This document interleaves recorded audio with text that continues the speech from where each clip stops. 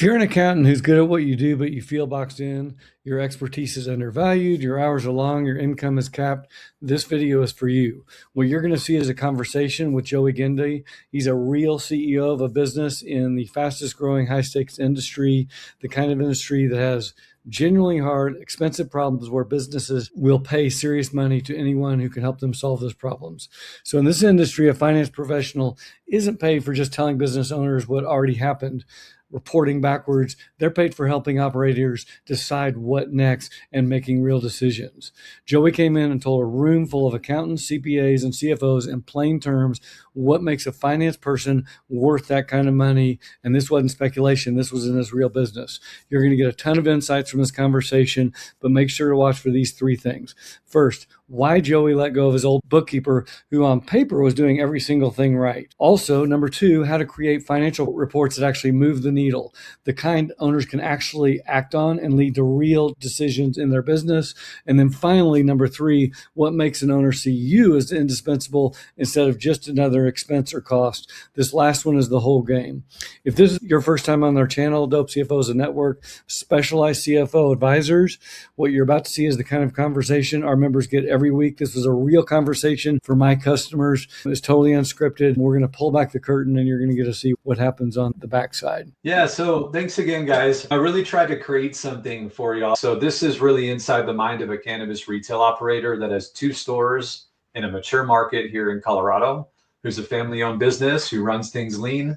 Like, that's my view. So that's what I'm giving you guys today. But I do think it applies to a lot of operators across the country. And I'm hopeful that, hopefully I can add some value and help you guys really serve your clients better and help you distinguish like what is noisy finance versus what's helpful finance, and what I wish myself and finance partners that I've had in the past understood sooner about the cannabis industry. So this first slide, 2 things I'm generally watching consistently for where we're at as a business, and this obviously could change depending on who you're talking to, but cash flow and profitability really drive my whole operating view. Most of the data that I review matters because it's answering 2 questions, right? Is this business producing enough cash, and is it becoming healthier and more profitable over time? Right. So I'm constantly looking at data points that point me towards cutting unnecessary expenses, right? Renegotiating contracts. I just had a big contract. I've had a couple of big contracts in the last few months that I just had to look at and was like, I just can't afford this, and this is an opportunity for me to reduce it, especially with how competitive the tech side of cannabis is becoming. It might help me point towards like adjusting pricing at the store level or reviewing staff performance. What are their average tickets? What are their add-ons? How many units per transaction are people running?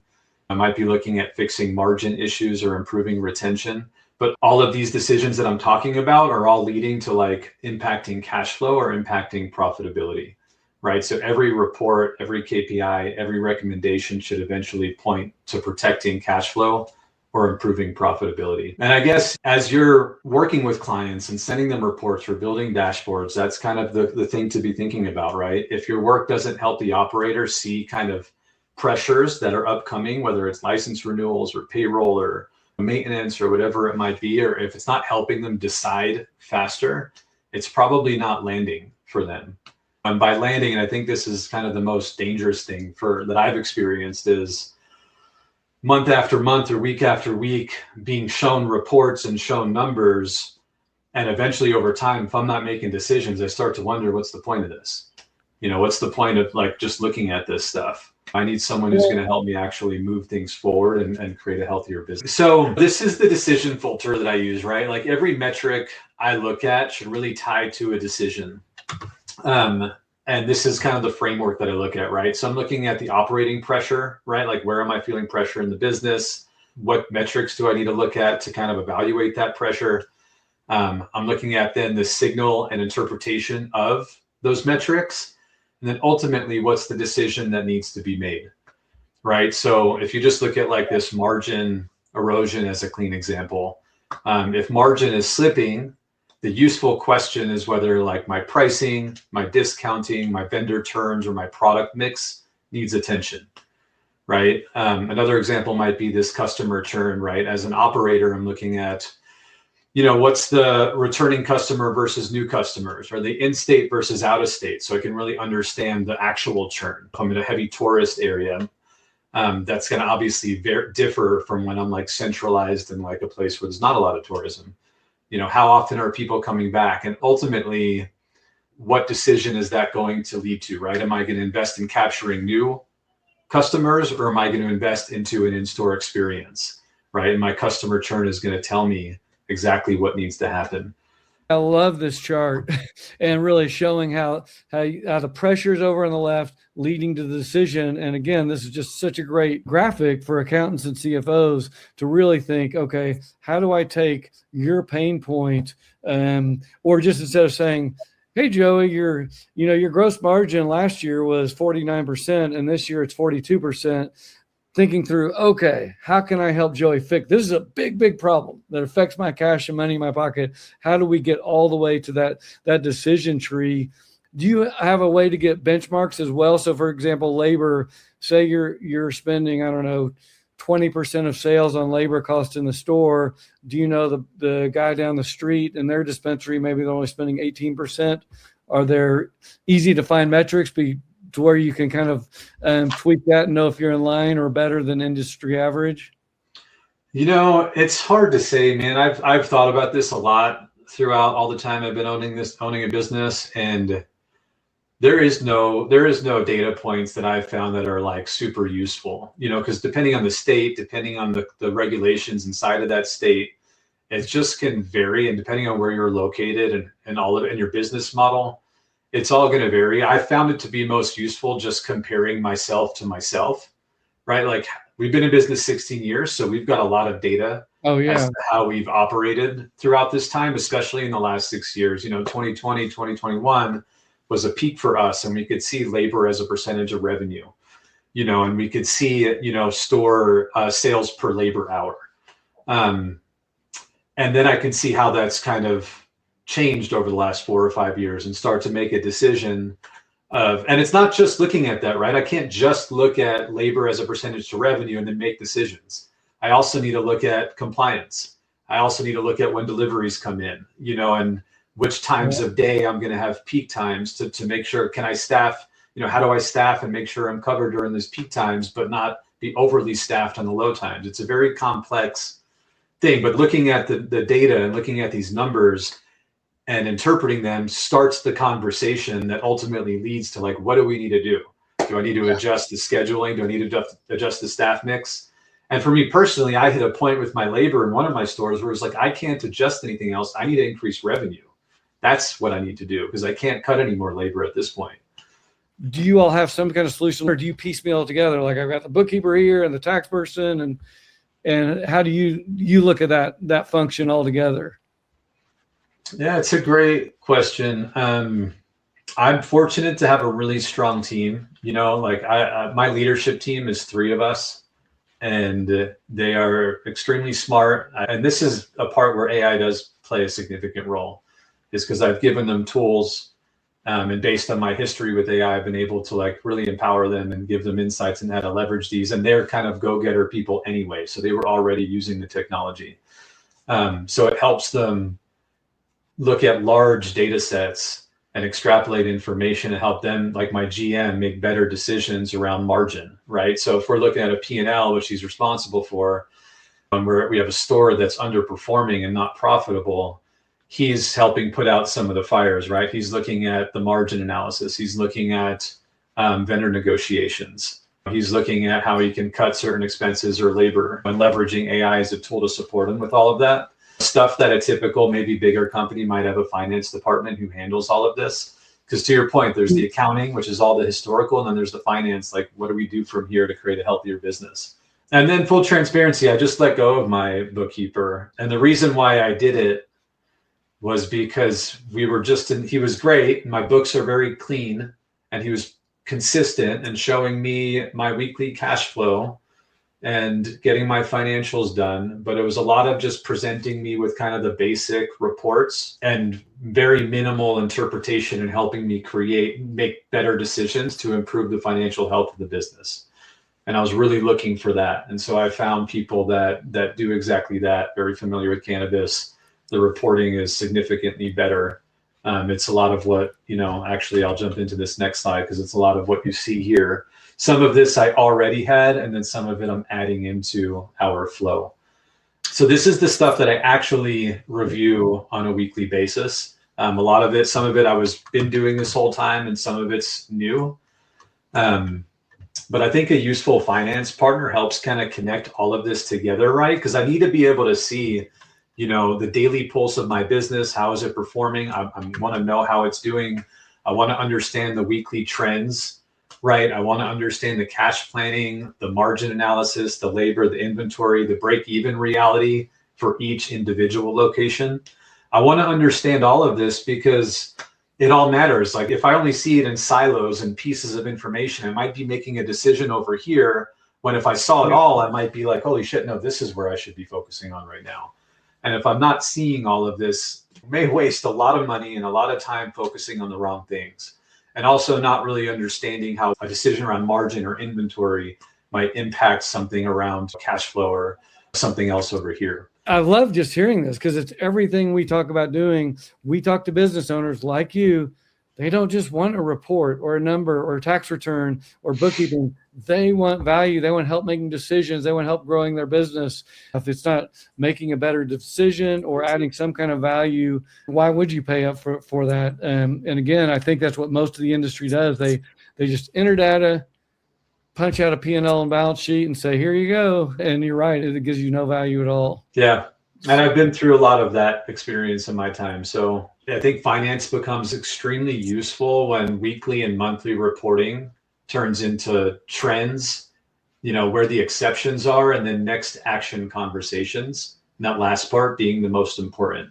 It's like when you're meeting with your operator, with your client, are you helping them make decisions, taking an action to improve the health of the business?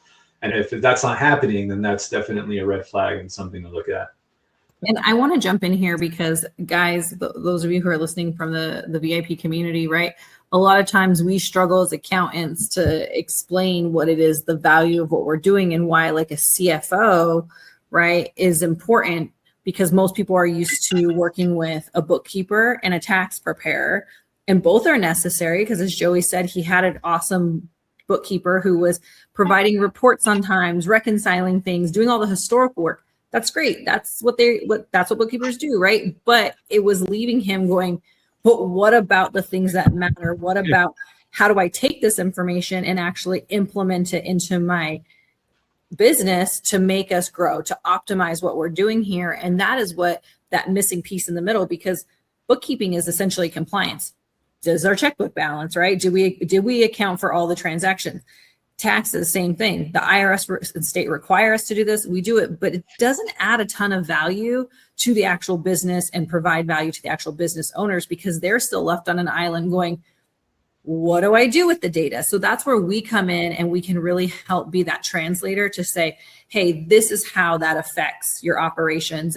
And Ray and I always talk about, for our clients, one of the things they love the most, right, is that cash flow forecast and that weekly meeting like Joey's talking about, where we get in there and we go, okay, this week, these are all the bills we have to pay. This is how much cash is in the bank. We should get this much in sales. If everything goes right, here's this. Oh, we're getting a little tight. Should we hold this bill? Or, is it time, like we have some things on the horizon that, we need to invest in or whatever. And being able to, like Joey said, really have those tactical discussions, not just at the end of the month when we're giving them their reporting package, which is useful and great, but also what are we doing with them every single week to help their business grow? And Andrew talks a lot about this, especially the CFO is a whole different role. It's not, oh, here's some person far off removed and you just send them data and then it comes back and then you're like, cool, I'm compliant.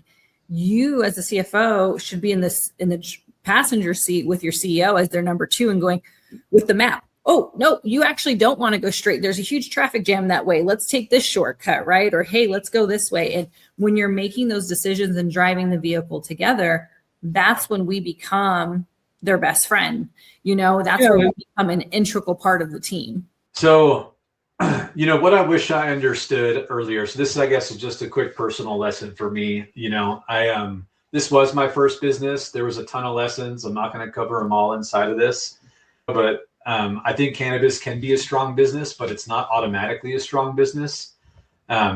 It's like I thought it would be when I first got into this. So I didn't necessarily treat it like a real business. And I actually think that's where a solid finance partner could really help dispensary owners and people is like, no, this needs to be treated like a real business. I'm a visionary. Like I see things and I want to run and I have ideas and I want to go, I want to spend money, I want to invest my money. And I need someone to kind of pull me back and help me stay focused on creating a healthy P&L, and balance sheet. Saving money is extremely important. Like, do not grow too fast. I think as a dispensary owner, at least it was years ago for me, but I want to grow really fast. I want to expand. I want to have new products. I want to do all of this. But first, like, run a healthy, profitable business before adding complexity, right? Build 3 to 6 plus months of reserves before you're starting to invest and spend all of that money. Like, build something strong and stable. Because I can tell you from an operator view, that peace of mind that comes with cash in the bank is invaluable. And I wish I had finance partners and people to help me recognize that. Like it's invaluable to have that peace of mind, because when you're sweating payroll and you're sweating these things, it's just stressful. It's like someone mentioned on the call earlier, you had a friend in this. It's like, I'm so tired. If I would have known what I knew now back in 2020, I would have saved a lot of money. Books need to be clean enough to make decisions from them, but they're definitely not the finish line. They're the starting point for better decisions. And so I always focused on I need the clean books, but as I've kind of gotten into this, I'm like, wait, the clean books is good. The reports are good, but I need people that can help me make better decisions. I need to find finance people that can help me make better decisions. Because for more than a decade, I had finance people that just gave me reports. And I thought that's what quality accounting and finance was. And it was quality accounting. They did a great accounting job, but I never had that finance piece. And I guess on a personal note, my biggest thing, I never really had a problem getting new customers in the door, and I still don't. The harder lesson was what I shared earlier on this call, which is really investing enough into existing customers in the in-store experience, right? I'm actually going to get into that on this next slide, right? Because I think this is important for finance people to understand what actually gets customers to come back into the store. And the real foundation is an exceptional in-store experience. It's quality products. It's competitive pricing. It's a team that can guide the customer well, right? And in an industry where everyone's trying to sell operators on something to help them grow and get more money, and usually for way too much money, your clients should be looking at these things. How is the in-store experience? What's the quality of our products? How's our pricing? How's the staffing? If this isn't locked in, we shouldn't be investing in marketing. We shouldn't be trying to get customers into the store. Because if you're doing that, you're just spending money on a revolving customer, right? If you're not retaining them, if you're not giving them this kind of experience, it's not worth it. So I brought this to this call because I feel like it's a way that you guys can challenge marketing spend. I don't even know what that's like, what that conversation's like on your end. But if someone wants to invest in advertising and marketing and they're not looking at these things through data, I think you need to stop. I think they need to stop. I think they need to look at these things and evaluate it before you start investing to get new customers in. And I'm just going to chime in. This isn't a question, real quickly. That is so great. So Joey just gave you a bullet for your current client or a prospect or whatever. It's the end of the month, and you just saw marketing spent. We spent $7,000 on marketing, and instead of just saying we spent $7,000 on marketing, you could take this slide and tell the dispensary owner, how did that get us to get customers back? Did we have an exceptional in-person experience? So you can use what Joey just told you to add value to a client. No questions asked. I mean, you just gave them a golden nugget right there. So this is awesome. So go ahead. And the churn I was talking about before, right? Like the customer churn, right? If someone's spending $7,000, they're getting customers in, but you look at their churn numbers and 80% of first-time customers aren't coming back. You're like, dude, let's stop spending $7,000 a month on marketing because we're not retaining people. We need to retain, or maybe keep spending it because that's what's keeping your business alive at the moment. But you really need to focus on retention. But at least it starts a conversation, which ties right into this next slide around retention. Again, it's not finance doesn't own the execution of this, but it's really important, I think, that finance understands the economics of how retention works, right? And it piggybacks off the last slide that I showed you all. So, first-time customers are only valuable if the business can build a relationship with them after their first visit, right? And the only way that they can build a relationship with them after their first visit is email and phone capture, right? So if the dispensary, this is another thing you can help your dispensaries track, right? You have access to the point of sale, or AIQ or whatever it is that they're looking at. If they're not capturing an email and phone number for those first-time customers, you have no way to communicate with them and continue to develop that relationship. Also bud tenders, right? Like, what's their capture performance? I have some bud tenders, they'll see 10 new customers in a day and they'll get 7 emails and phone numbers. And I have others, they'll have 10 customers in a day and they'll get 1. And so, all right, there's a problem there. It's not the customer, it's not that the opportunity wasn't there, it's their pitch. It's the way that they're talking to the customer. It's the way that they're presenting that loyalty program. And so these are extremely important metrics and things that y'all can be looking at to help the operator see exactly why things are happening inside of their business and help them make better decisions, whether it's, coaching the staff, right? Or it's incentivizing the customers more, or whatever it might be to get people to come back. And, something too, like in new markets, stores, and we experience this, and I know a lot of people do, stores may be growing really fast and you're like, man, I'm crushing it. This is amazing. But the reality is it's because it's new. You might have a store growing exponentially, but then look at their retention and you're like, dude, this is terrible. And you can see the writing on the wall. In 2-3 years or whenever it is, their business is going to crash because they can't retain customers. They just rode the wave of the initial market and everyone flooding it, but they weren't doing anything to make sure those people were coming back in the door. And so that's just really important for dispensaries to understand. So, where finance teams can help the most, a good finance partner, like I've been saying this whole time, helps the operator make decisions faster, right? The operator's thinking like, I want clean books, I need cash visibility, margin discipline, I want to understand the trends, looking at the cost review of different things. But from a finance side, what you guys can deliver is what changed and why does it matter from a trend perspective, or what pressure is coming up in the future? Where is discounting product mix or cost hurting our business? So it's not just sharing the margin with me, but it's actually going deeper into that and giving me your interpretation to help me, understand what to do next, not just what happened. That's the harder part, right? I did our books for a while. I, looked at transactions and put them in the right places. Like from an accounting perspective, like it's there's a lot of work that does need to be done there. But I feel like the emotional and mental load, at least for me as an operator, is like, all right, now what do I do? To all y'all's point earlier, having a finance partner that can take some of that load off of me and help me make decisions is absolutely what I'm looking for. And by the way, that kind of goes into the model I've taught and what I've done for most of 30 years of just, hey, if I can go deeper into one industry with 2 to 4 clients instead of what bookkeepers with hundreds, tax people with hundreds, firms with hundreds, or even fractional CFOs with 20 or 30 clients, they just don't have time to go deep. That's why you only get reports and backward-looking data.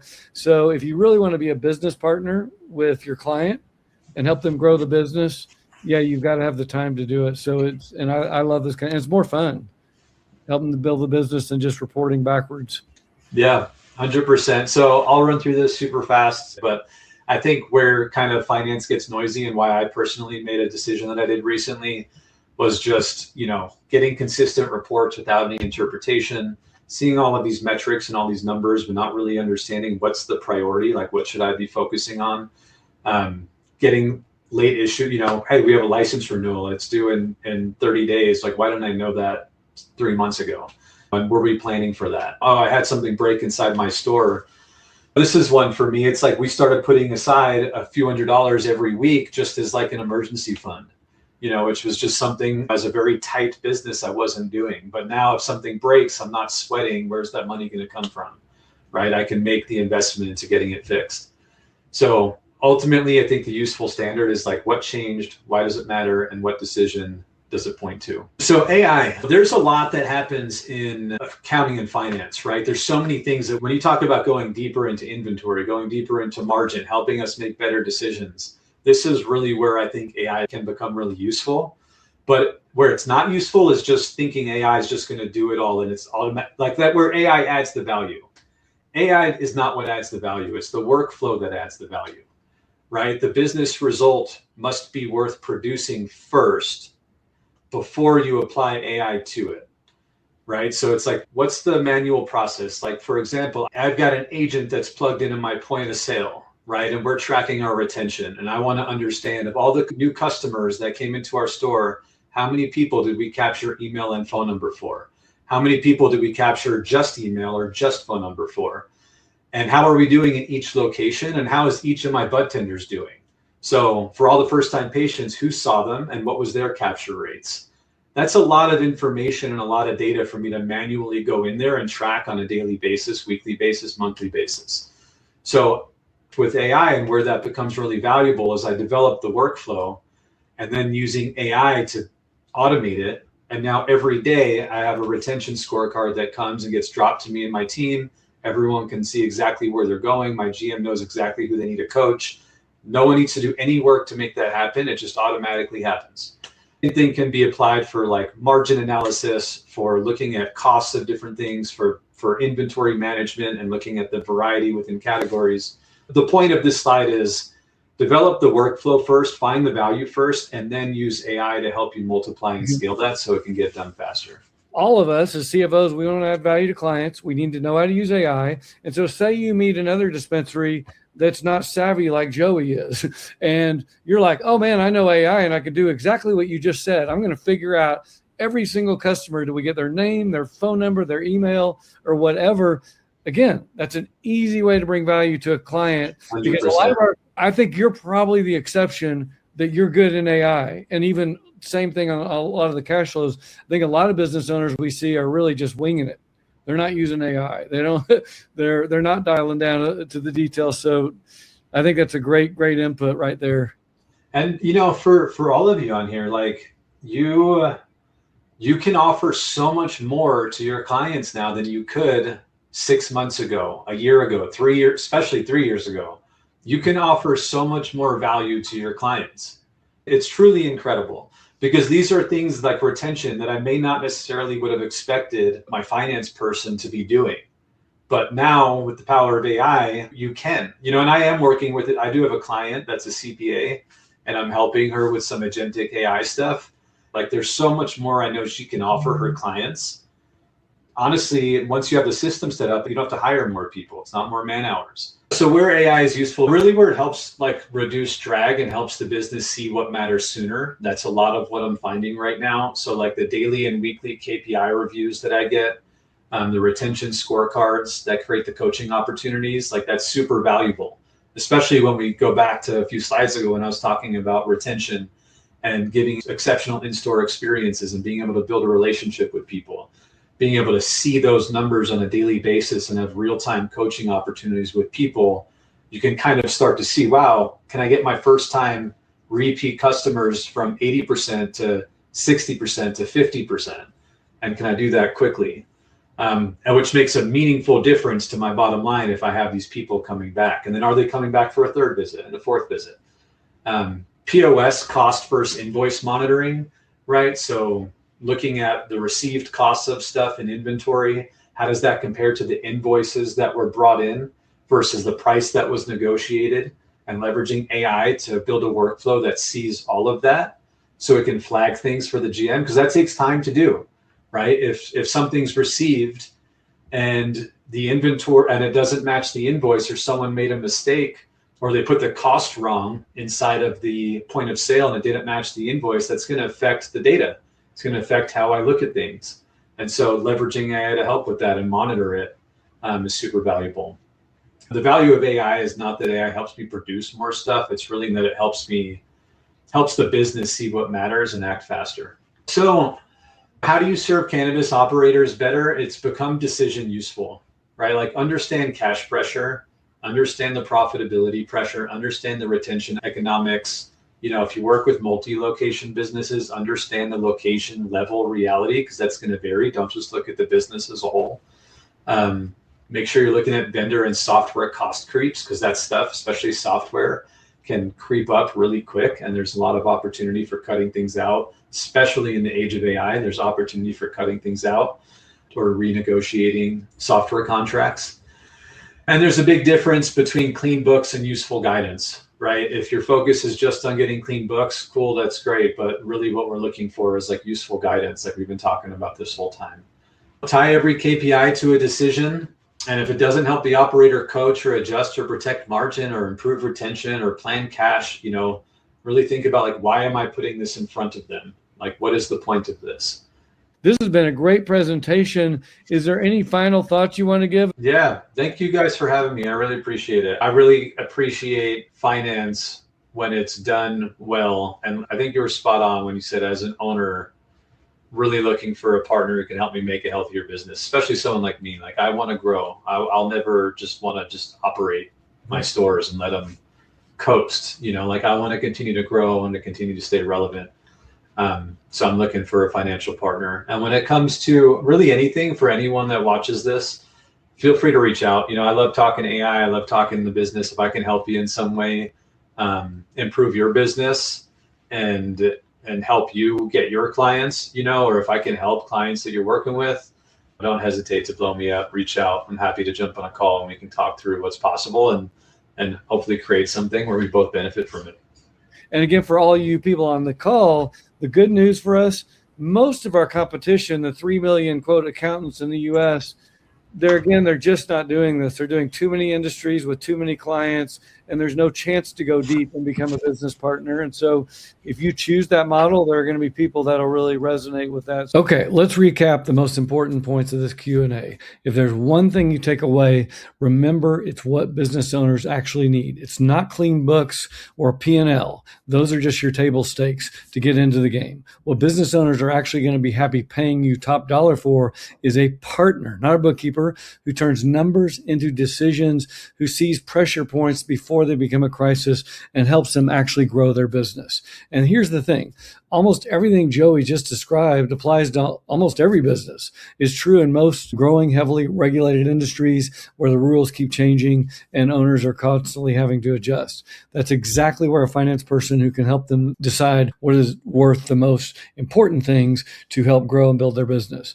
Cannabis is about an example of this type of business that there is. Right now, it's one of the most underserved industries there is for serious financial talent. The rules are shifting as we speak, rescheduling, the tax math, the banking, all the issues. Every one of those changes creates demanding and complex work for operators who can't do it themselves, and generalists just don't understand what's going on in the industry. Demand is climbing. The supply of people actually get it is basically flat. So to step into this industry, you need three things. You need the technical side specific to the industry, 280E, cost accounting, compliance, regulation, etc. You need systems to actually find and land these owners in the first place. And then you need the systems to actually deliver the CFO level work without reinventing the wheel, all the SOPs, the tools, the work papers, the community of experts around you. If you want to be able to do all this by month one, jumping in quickly instead of waiting for a year or two, doing it on your own, that's the reason DOPE CFO exists. We hand you the education, the systems, the network to find, land, and serve those clients at a very high level. If you want to learn more about how to get into this industry as a specialized CFO advisor, and there's a video right here on building a six-figure CFO advisory firm, go watch that next. And thanks for watching us today.